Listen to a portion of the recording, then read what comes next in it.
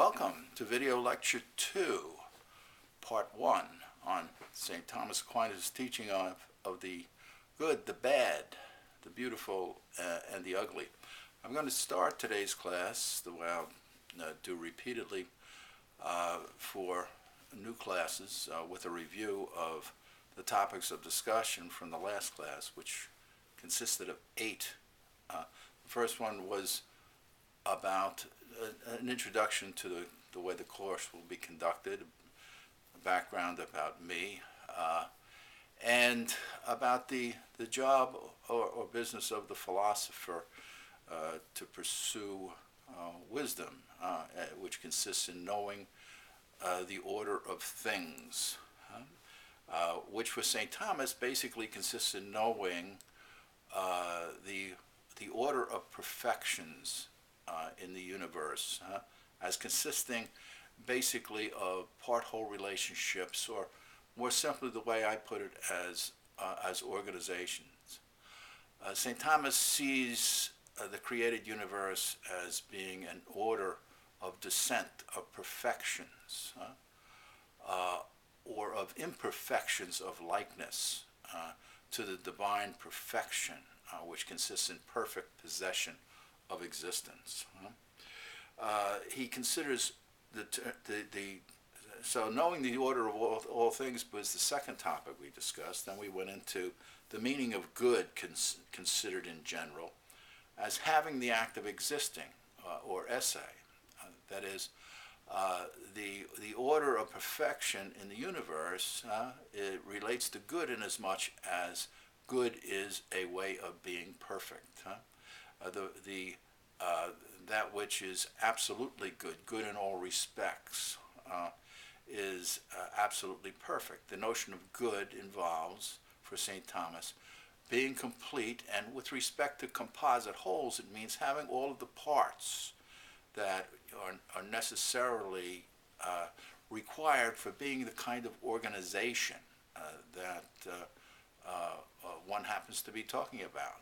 So good and being an organized whole with respect to most everything aside from God, is what St. Thomas means by good. Simply means being, in its most precise sense, being complete. The next topic we went into was the goodness of God as absolute perfection.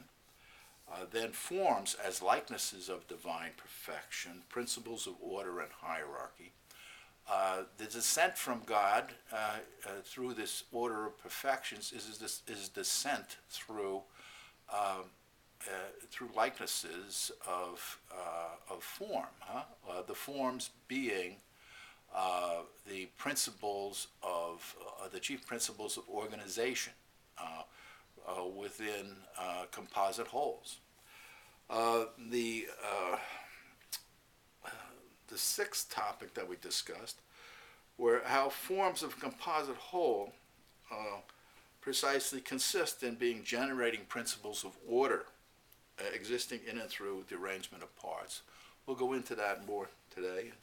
How divine perfection, goodness, and beauty is the efficient cause of all existence, plurality, diversity, and harmony in the universe. And last, how unequal having as a cause of all plurality, diversity, difference, and order in general and of species and things. The forms, in a way, are simply principles of having, more or less perfect principles of having. They're very comparable to what today we would call conductors. St. Thomas sees the universe being composed of an unequal order of quality of different kinds of conductors, which he calls forms, which for him are intensive quantities or virtual quantities. They're qualities, basically. But qualities that are part of the existence that constitutes the nature or substance or essence of a thing. So you might say that they're the chief qualities. through which existence is possessed, is held by a diversity of things in the created order, and also possessed by God. But God possesses forms in a perfect way.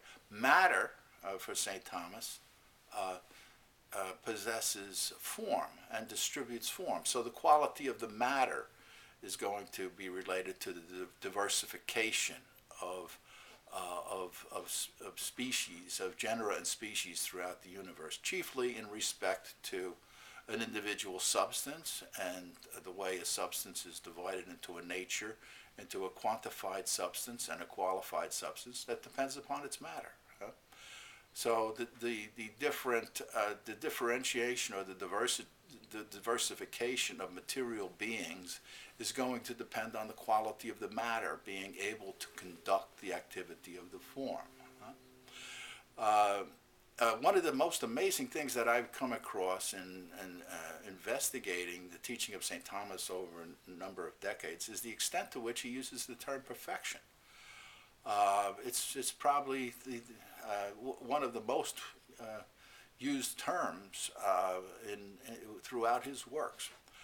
The other thing you can't help but notice is the Neoplatonic influence on his thinking as a descent from divine perfection and the role that this plays in his teaching. Once again, perfection for St. Thomas means more or less what we would refer to today as being complete. So the fact that he uses it should not be surprising. Nothing, according to St. Thomas, operates unless it has all of the parts that are needed for it to be a complete whole, or today what we call an organization. Now, regarding today's discussion, this is chiefly going to focus attention on good and evil, but more precisely on evil, because we focused a good deal of time on the notion of good the last time. But what we're starting out with is St. Thomas's teaching on the nature of providence and how he considers providence to be related to divine perfection. According to him, all things, all created things, are ruled by divine providence, because to be ruled by something is to be set in motion by it to an end. That is, what moves, according to St. Thomas, only moves to the extent that it's what he calls an active potency. That is, it's a reactive kind of power, one that, when stimulated by an agent capable of causing it to move, it moves toward that agent. And there is a natural kind of an agent that stimulates these active powers or faculties in things, which he calls a formal object. There are also other kinds of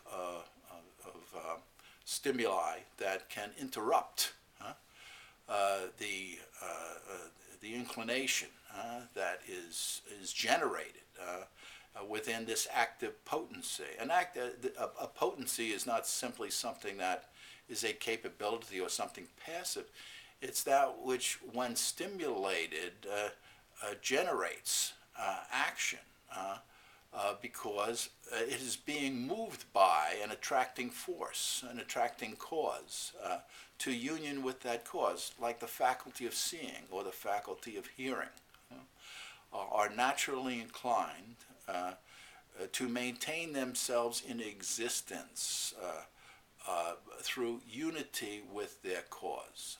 So divine providence is simply the activation, right, of the universe by God, of this multitude of order, of imperfect ways of having,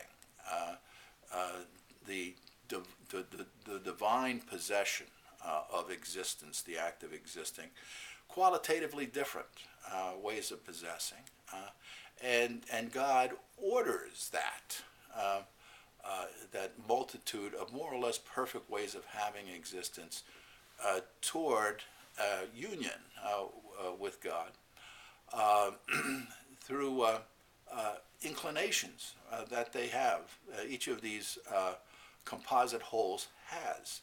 And he calls this, St. Thomas calls this providence. It's simply the way in which God directs things toward God. The end of a thing is actually the first cause of a thing. It's what stimulates the thing, and it remains in contact with the thing so long as the thing is moving. So in a way, the desire to get from one location to another by driving an automobile has the end in the mind of the driver. And you can be deflected from your chief end throughout the course of an activity. But if you didn't have an external stimulus for St. Thomas, an agent, an active potency would never move. If there were no color stimulating the eye, it wouldn't see. If you have an indefinite number of subjects, an infinite number, for example, that could activate something, they would all be equally capable of activation, and none of them would be moving it. This is why moving is like an act of desire that is in agents that don't possess an intellect. And in agents that do possess one, there's a direct intention to move toward the end. Without that direct intention, you have no external stimulus. That's why it makes no sense to say that motion just occurs at random, and it has no definite direction.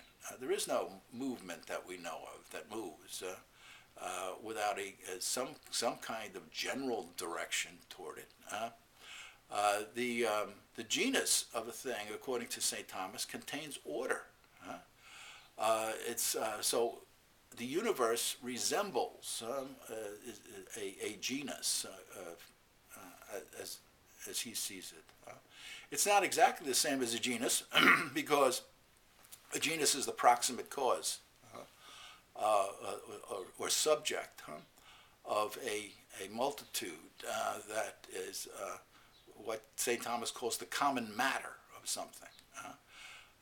So precisely speaking, something it was in the genus because it's material. But after the fashion, he says, of a genus, angels, for example, constitute genera. The whole created order can be considered to be like a genera. In fact, the whole notion of order is related to being in a genus. There being a hierarchy of more or less perfection, like the genus of health, with respect to medical science. Things are more or less healthy. That's an order of possession, right, of the end, which is the form of a thing existing in more or less perfect ways. So, and every agent, according to St. Thomas, acts for an end, and that end is its good, because the end is that which brings this active potency within a thing to completion, to maturity, as we might say today. Perfection being a kind of mature development, having all the parts that are needed for something to act as an organized whole or as a unit. God rules, according to St. Thomas, in the universe. He rules creatures less perfect by creatures more perfect in goodness. Creatures less perfect in goodness, less qualitatively perfect, less qualitatively strong by beings that are more qualitatively strong. So he's conceiving of the universe as a communications network in which divine likeness, divine perfection is being ordered unequally to display the greatness of the divine perfection, which is the only way in which God can cause. It's not like God is being egotistical, but to share goodness, the only way God can share goodness is by sharing a divine likeness, because causes are likenesses of the agent. And God multiplies the quality of organizational wholes throughout this order or hierarchy of forms and beings, in order as much as possible and as widely as possible to reflect divine perfection and divine goodness. The existence of this order suggests to St. Thomas the existence of an angelic order, above the order of human beings, which consists of higher intellectual beings, angels, the highest being the seraphim, then the cherubim, then thrones. And St. Thomas considers this order of perfection in intelligence to be more or less related to or reflecting the perfection of intellectual operation or understanding. That is, the more perfect an intellect is, according to him, the more things it knows with fewer ideas. He sees the highest angelic order. I'm not going to go into this in enormous detail, but he continues it throughout the different angelic orders and their subdivisions.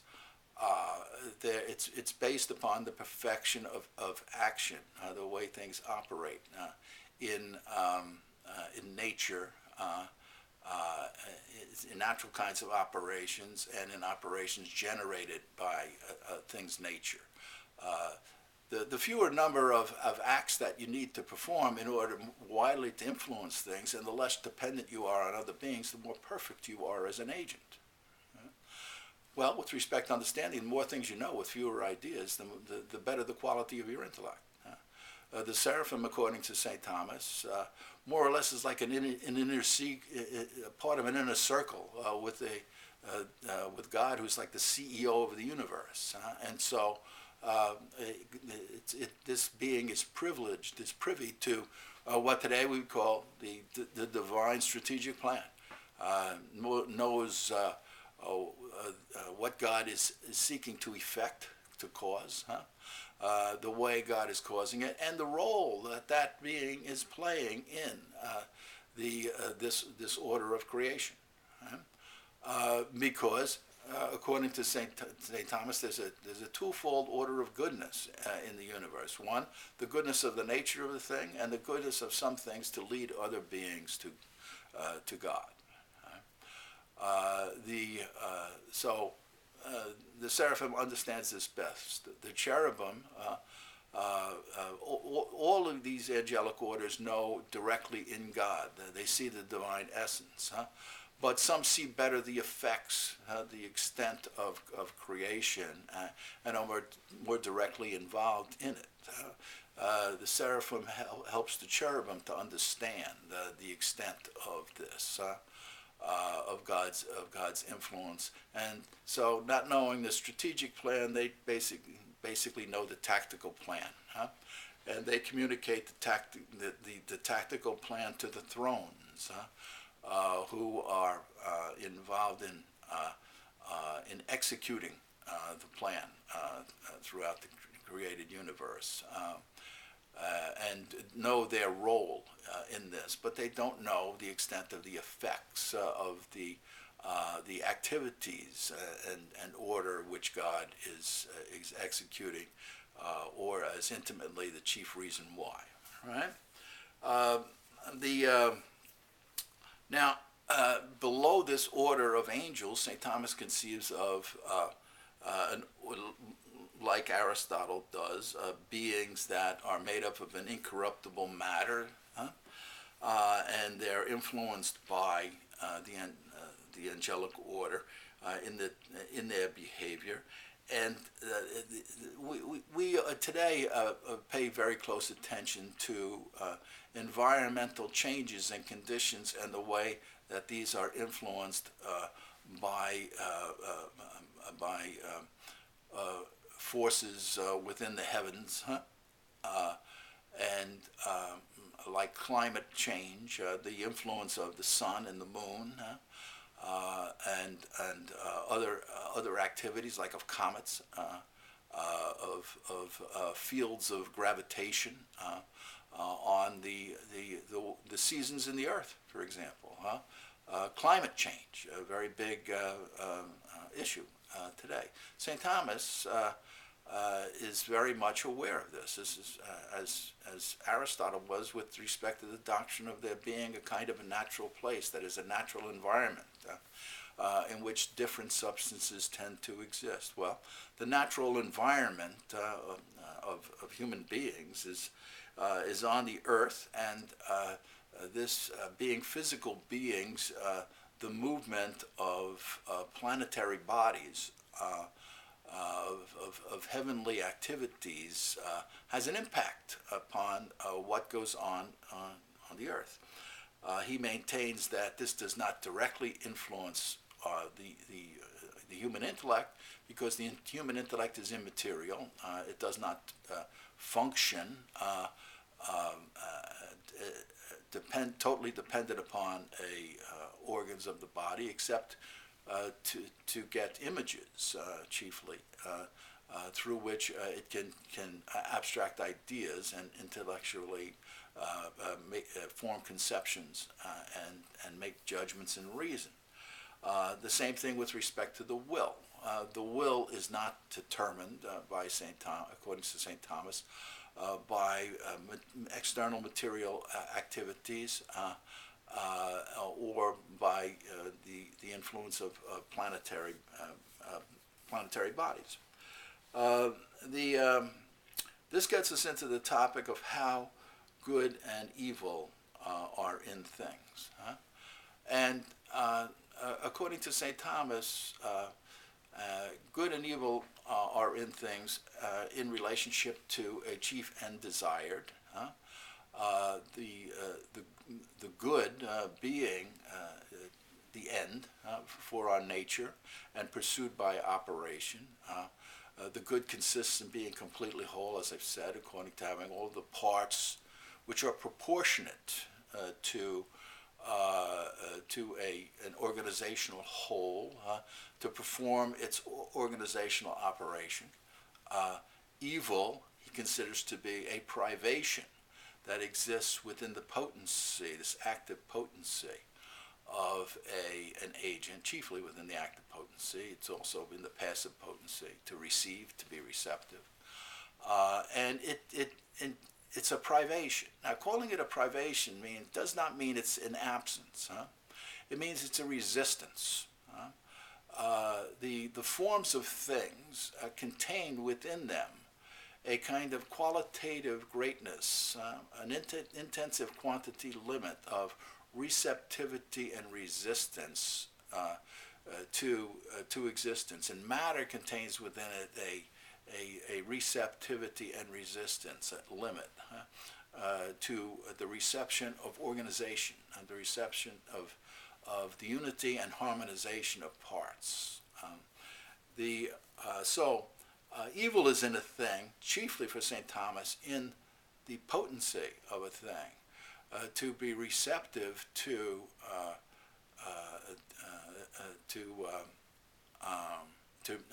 be resistant to the proper form of a thing being that external stimulus. For example, blindness within the faculty of sight is a resistance to the external stimulus of color on the power of sight and the reactive ability of the faculty of sight to see. It's not simply an absence. It's an absence of, it's a resistance within the power of the faculty to engage in the act proportionate to that stimulus, which it's inclined to do because the active potency has a natural attraction to exercise its act, and that act that it's exercising is its good. It's the influence of its end on it. Providence for St. Thomas is like the direction that the archer gives to an arrow to hit the target. It's always there. It's always influencing it to the extent that it moves. Right? But there is also a potential within a power to react to a number of forms. And when you get one form that is received into a thing, it inclines to drive out another form. And if it drives out its proper form, then what it does is it causes an imperfection in the organization. Right? So evil is founded, according to St. Thomas, in good, right? And it's not directly intended. It's not directly intended by the cause of the universe, for example. But God indirectly intends it, because the only way that God can cause the universe is by causing imperfectly existing beings, which contain some degree of evil, some quality of evil. So God, in creating the universe, is using evil in a way. Not total evil, but an evil, an imperfection within a subject, an ontological evil, not a moral evil or a metaphysical evil, as some might say. So good and evil have to be considered with respect to being a defect in the activity of a subject. And evil cannot exist without a subject in which to inhere. The good is an ordered multitude. The good as an ordered multitude is related to being one, to being complete, to being whole, to having an appetite for exercising a proper activity and achieving a specific end. I'm going to leave off at that at the moment and get back to you soon. I don't want to go beyond the 50 to 60 minutes today, and I think we're on target to do that. That's the aim and the good of this portion of the class. Bye-bye.